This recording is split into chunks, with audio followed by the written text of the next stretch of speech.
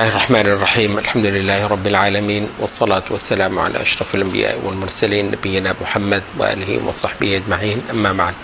ہماری 11ویں مجلس چل رہی ہے ابن قیم کی زاد المعاد کے ساتھ. نبی صلی اللہ علیہ وسلم کا جو پورا پروگرام ہے وہ آپ نے انسانوں کے سامنے جو رکھا، اس میں نبی صلی اللہ علیہ وسلم کی جو سٹرگل ہے اس کو اگر ایک نام دیا جا سکتا ہو تو شاید اس کو ہم جہاد کہیں. نبی صلی اللہ علیہ وسلم نے ساری زندگی جہاد کیا ہے. یہاں ابن قیم اس پر خاصا تفصیل میں جا کر بات کرتے ہیں کہ جہاد کا لفظ جو ہے وہ قرآن مجید کے مکی اجزاء کے اندر بھی آیا ہے، صرف مدینے میں جہاد کا لفظ نہیں آیا.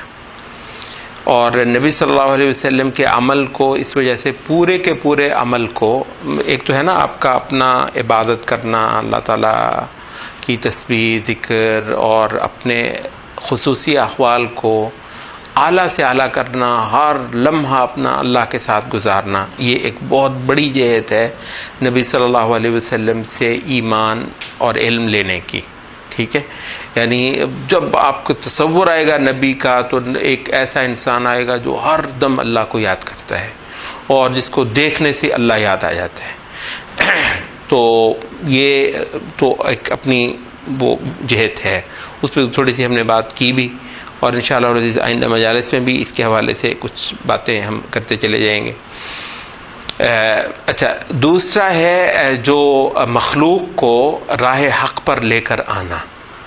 اچھا، اب آپ کو بتایا کہ یہ خاص جو آپ کی عبادت ہے وہ ظاہر ہے کہ اصلاً نبی صلی اللہ علیہ وسلم کا اپنا عمل ہے. ٹھیک ہے، اس عبادت کے اندر تعلیم بھی ہے، یعنی نبی صلی اللہ علیہ وسلم کے بہت ہی خاص لمحات جو ہیں ان میں سے بھی کچھ جو ہیں وہ ہمیں بتائے گئے ہیں، ورنہ مطلب وہ ایک ایسی چیز ہے جو بالعموم جو صالحین ہیں، جو نیک لوگ ہوتے ہیں، ان کو بالکل پسند نہیں ہوتا کہ ان پر کوئی بھی مطلع ہو، بالکل نہیں ہوتا.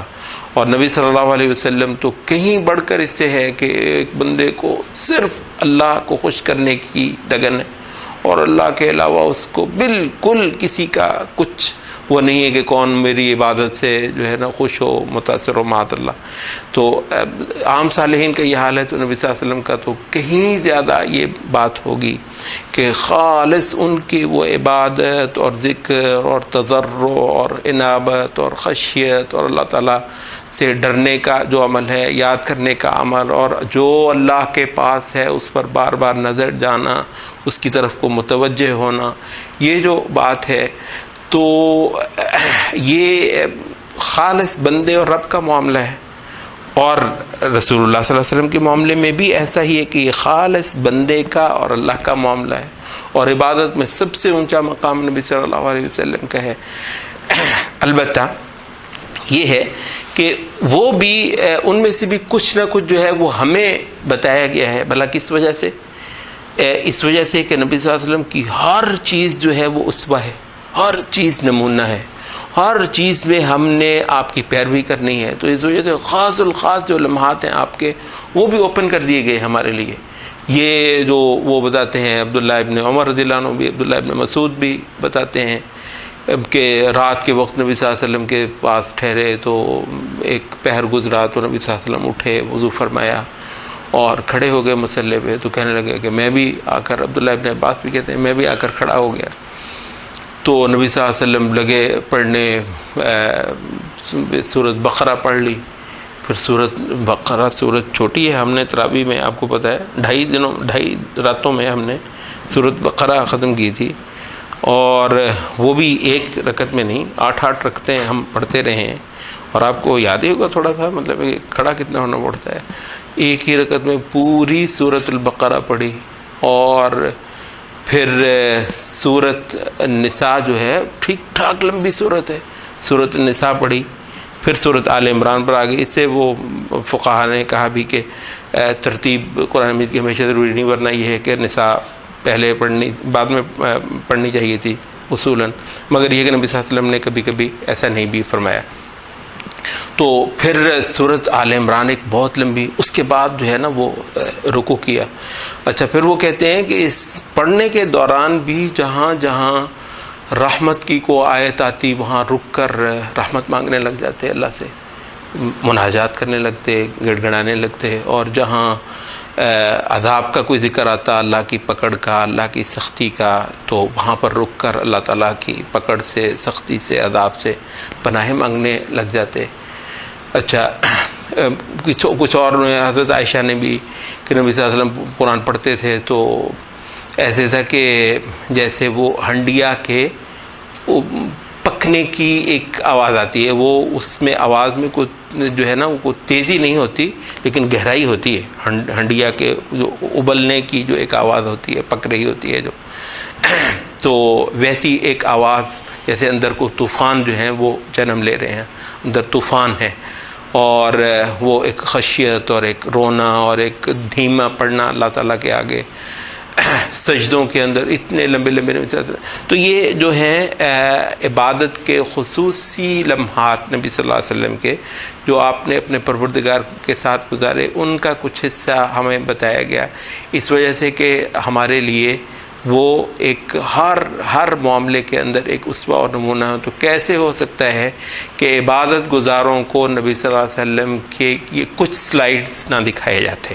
ٹھیک ہے، تو یہ تو ہے نبی صلی اللہ علیہ وسلم کا عبادت کرنا جو اللہ کے ساتھ ہے. یہ بنیادی طور پر بندے کا، جیسے ہم نے کہا، اور بندے کا اور رب کا معاملہ ہے، لیکن خاص نبی صلی اللہ علیہ وسلم کے حوالے سے اس کی حیثیت کچھ اس وجہ سے مختلف ہے کہ بندے اور جو رب کا معاملہ ہے اس کے اندر بھی جو تعلیم ہے اور جو نمونہ ہے اور عملاً کر کے دکھانا وہ نبی صلی اللہ علیہ وسلم کا، وہ ہمارے لیے بھی ہے. تو اس معنی میں ورنہ اصلاً کیا ہے؟ اصلاً وہ بندے اور رب کا معاملہ ہے. محض ہمیں وہ بتایا گیا ہے اس لیے کہ ہمیں وہ سیکھنا ہے، اور وہ سوائے نبی کے ہم نے کسی سے نہیں سیکھنا. اچھا، لیکن جو اصلاً بندوں کے ساتھ معاملہ ہے نبی صلی اللہ علیہ وسلم کا، اس کو ہم دو حصوں میں اگر تقسیم کر لیں تو شاید بات پوری ہو جائے گی. ایک ہے بندوں کے ساتھ نبی صلی اللہ علیہ وسلم کا معاملہ، وہ ہے اخلاق نبی صلی اللہ علیہ وسلم کا،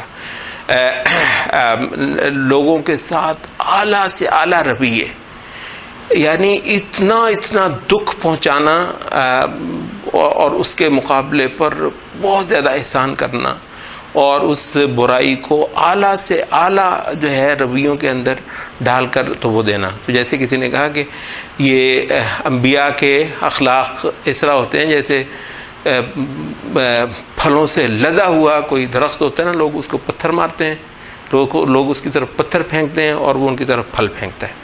تو مطلب یہ ہے، آپ نے ان کو مطلب خراب کرنا چاہا اور انہوں نے آپ کو بہترین چیز جو ہے وہ دی. تو اچھا ظاہر اب آپ کو پتہ ہے سیکھنا تو سب کچھ ہم نے نبی صلی اللہ علیہ وسلم، عبادت بھی نبی صلی اللہ علیہ وسلم سے سیکھنی اور اخلاق بھی نبی صلی اللہ علیہ وسلم سے سیکھنے ہیں.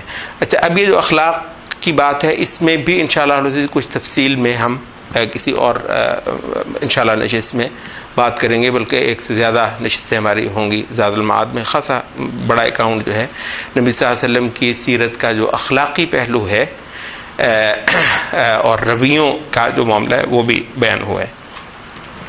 اچھا، بندوں کے ساتھ ہم نے کہا کہ آپ کا جو معاملہ ہے وہ دو باتوں میں اگر ہم کر دیں تو وہ مکمل بیان ہو جاتا ہے. ایک کیا ہے؟ ہم نے کہا وہ ہے اخلاق، اور دوسرا کیا ہے؟ وہ ہے جہاد، مجاہدہ. اچھا، یہ جو جہاد ہے اس کو ابن قیم کہتے ہیں کہ جہاد کا لفظ قرآن مجید کی مکی صورتوں کے اندر بھی آتا ہے.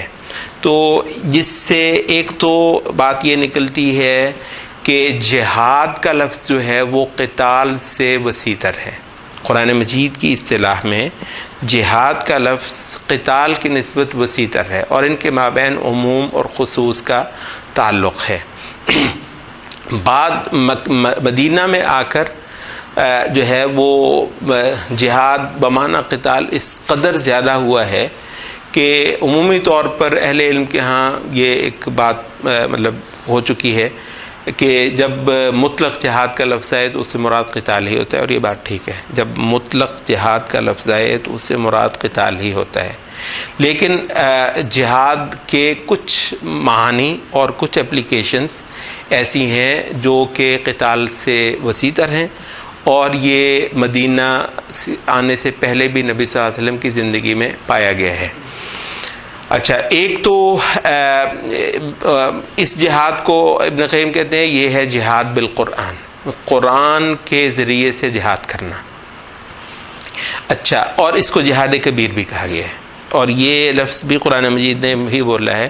یہ سورۃ الفرقان کی آیت ہے، فَلَا تُطِعِ الْكَافِرِينَ وَالْمُنَافِقِينَ، اے نبی ہرگز ان کی باتوں میں نہیں آنا، یہ جو کافر ہیں ان کی باتوں میں نہیں آنا۔ وَجَاهِدْهُمْ بِهِ جِهَادًا كَبِيرًا، اور ان سے پوری ان کو مار دینے کی کوشش کرنی ہے، ان کے خلاف زور لگانا ہے، ان پر حاوی ہونا، غالب آنا ہے۔ بِهِ اس کے ذریعے سے، یہی کی ضمیر کس طرف ہے؟ قرآن کی، کہ اس قرآن کے ذریعے سے اور اس قرآن کے بدولت اور اس قرآن سے کام لیتے ہوئے تم نے ان سے ایک جہاد کرنا ہے، مجاہدہ کرنا ہے، جہادن کبیرہ، بہت بڑا جہاد۔ وہ کہتے ہیں جو قرآن مجید کے ذریعے سے جو کیا جاتا ہے اس کو ہم جہاد کبیر کہتے ہیں۔ اچھا، یہ اس کے علاوہ سورۃ عنکبوت کے بھی بالکل جو آخری آیت ہے اس میں بھی آتا ہے والذین جاہدوا فینا لنہدینہم سبلنا، وہ لوگ جو ہمارے راستوں میں مجاہدہ کریں گے، زور لگائیں گے، جہاد کریں گے جو ہمارے راستوں میں، ان کو ہم لازماً راستے دکھائیں گے، اپنے لنہدینہم سبلنا، اپنے راستوں کی ان کو ہدایت کریں گے۔ اب یہ جو ہے یہ ایک مکی صورت ہے، سورۃ العنکبوت، تو اس میں بھی جو مجاہدہ ہے، جہاد ہے، وہ قتال سے ہٹ کر ہے، تو اس وجہ سے مطلب یہ ہو گیا۔ اچھا، ابن قیم کہتے ہیں کہ پھر مدینے کے اندر بھی جہاد دو مقامات پر قرآن مجید میں جہاد کا جو ایک حکم ہوا ہے وہ قتال سے ہٹ کر ہے، مدنی قرآن کے اندر بھی۔ ایک ہے سورۃ تحریم کا جو دوسرا رکوع جہاں سے شروع ہوتا ہے، اور ایک سورۃ توبہ میں بھی انہی لفظوں کے ساتھ یہ آیت آتی ہے، یا ایھا النبی جاہد الکفار والمنافقین واغلظ علیہم ومأواہم جہنم، اے نبی جہاد کرو کافروں سے اور منافقوں سے۔ اچھا، اور ان پر جو ہے وہ سختی کرو، وغلظ علیہم، یہ جو منافقین ہیں ان پر سختی کرو۔ اچھا، یہاں ابن قیم کہتے ہیں کہ آپ ذرا اگر آپ نے اس آیت کو، یہ سورۃ تحریم میں بھی سورۃ توبہ میں بھی آیت آئی ہے، یہاں پر کہتے ہیں اگر آپ غور کریں تو نبی صلی اللہ علیہ وسلم نے کافروں سے جہاد کیا تلوار کے ساتھ مدینہ میں، بالکل معلوم ہے یہ بات۔ اچھا، منافقین سے آیت کہتی ہے منافقین سے بھی جہاد کریں، نبی صلی اللہ علیہ وسلم نے منافقین سے تلوار کے ساتھ جہاد کیا؟ تلوار کے ساتھ تو جہاد نہیں کیا۔ یا تو آپ یہ کہیں کہ منافقین کے ساتھ جو جہاد کا حکم تھا استغفر اللہ، وہ نبی صلی اللہ علیہ وسلم نے اس پر عمل ہی نہیں کیا۔ یہ تو ہو ہی نہیں سکتا کہ قرآن نے نبی صلی اللہ علیہ وسلم کا حکم دیا ہو ایک بات کا اور آپ کی زندگی میں اس پر عمل ہی نہ ہو پایا ہو، یہ تو ہو ہی نہیں سکتا۔ تو لا محالہ نبی صلی اللہ علیہ وسلم نے منافقین کے خلاف جہاد کیا ہے، تلوار نہیں لگائی اٹھائی البتہ منافقین کے خلاف۔ تو پھر لا محالہ نبی صلی اللہ علیہ وسلم نے مدینے میں بھی جو جہاد کیا ہے اس کی ایک صورت وہ ہے جو تلوار کے ساتھ نہیں ہے۔ کہتے ہیں وہ کون سی ہے؟ یہ کہتے ہیں یہ انٹرنل فرنٹ ہے، یہ ڈومیسٹک فرنٹ ہے۔ یہاں وہ لوگ ہیں مدینے میں جو زبان سے یہ کلمہ پڑھتے ہیں، اب اصولاً ان کے خلاف تلوار اٹھانا بنتا بھی نہیں ہے۔ وہ مطلب تلوار آپ نے اٹھانی تھی کہ یہ اسلام میں ہے، یہ جزیہ دیں، کہتے ہیں اسلام لے آئے، قبول کر لیا ہے۔ اب وہ جو دل میں ہے وہ تو اس پر تو اختیار ہمیں دیا ہی نہیں گیا ہے، وہ تو عرش والے کا ہے، قیامت کے روز وہ راز کھلنے ہیں، تو وہ تو ہماری جو جسے کہتے ہیں نا جورسڈکشن، اس سے ہی باہر ہے، تو وہ تو نہیں ہے۔ تو پھر اب ان کے ساتھ کون سا جہاد کریں؟ کہتے ہیں کہ ان کے ساتھ دلیل کا جہاد کرنا ہے۔ تو وہ ابن قیم کہتے ہیں کہ اب آپ تھوڑا سا پیچھے آ جائیے، مکہ کے اندر جہاد کا حکم ہے، قتال سے ممانعت ہے، ایسا ہی الم تر الی الذین قیل لهم کفوا ایدیکم واقیموا الصلاۃ، مکے میں تمام عرصہ کہا گیا کہ ہاتھ اپنے روک کر رکھنے ہیں، بس اپنی نماز پہ اور اپنے جو ہے نا عبادت پہ، اس پہ محنت کرنی ہے۔ اچھا، تو لیکن جہاد کا حکم ہے۔ مدینہ میں آ کر جہاں قتال شروع بھی ہو چکا ہے منافقین کے ساتھ، پھر جہاد کا حکم ہے۔ تو کہتے ہیں کہ سارے کا سارا یہ دلیل کا، حجت کا، برہان کا جہاد ہے۔ ابن قیم کہتے ہیں کہ یہ زیادہ بڑا جہاد اس وجہ سے ہے کیوں قرآن مجید نے اس کو جہاد کبیر کہا ہے، جو دلیل سے کیا جاتا ہے، جو حجت سے کیا جاتا ہے۔ کہتے ہیں اس وجہ سے بڑا ہے کہ وہ جو دوسرا جہاد ہے نا، جو تلوار کے ساتھ ہے، یقیناً بے حد مشکل ہے۔ البتہ یہ ہے کہ اس کے لیے کوئی بہت اعلیٰ صلاحیت درکار نہیں ہے، آپ جا کر ٹریننگ کیجئے اور جہاد کر لیجئے تو آپ جہاد کر لیتے ہیں۔ کہتے ہیں یہ اللہ کے خاص اولیاء کا جہاد ہے، وہ جنہوں نے سارے نفسیاتی جو ہے وہ حربے کا کفر کے ان سب کو مات دینی ہوتی ہے۔ کفر نے ایسے ایسے رنگ بچھانے ہوتے ہیں، وہ دلیل کے اور زبان کے اور ادب کے جوہر دکھانے ہوتے ہیں، اس کو بالکل ملیا میٹ کر کے رکھ دینا ہوتا ہے ایک عالم ربانی نے، ایک جو صحیح توحید کو جاننے والا، وہ اس کو بالکل وہ پچھاڑ کے رکھ دیتا ہے اور لوگوں کو شرک سے، جاہلیت سے بالکل نکھار کر اللہ کی عبادت اور اللہ کا حق اور اللہ کی شریعت جو ہے وہ سمجھاتا ہے۔ اور وہ جو دلوں کے اندر جو بت ہیں وہ توڑتا ہے عالم، جو قلوب کے اندر جو بت ہیں، جو دماغوں کے اندر جو بت بیٹھے ہوئے ہیں، جو باپ دادا کے طریقے کا ایک تقدس ہے، قبل اس کے کہ آپ کا مجاہد انشاءاللہ اس کو تلوار کے ساتھ توڑے گا، پہلے اس کو عالم اپنی زبان کے ساتھ، اپنی دلیل کے ساتھ کہتے ہیں توڑتا ہے۔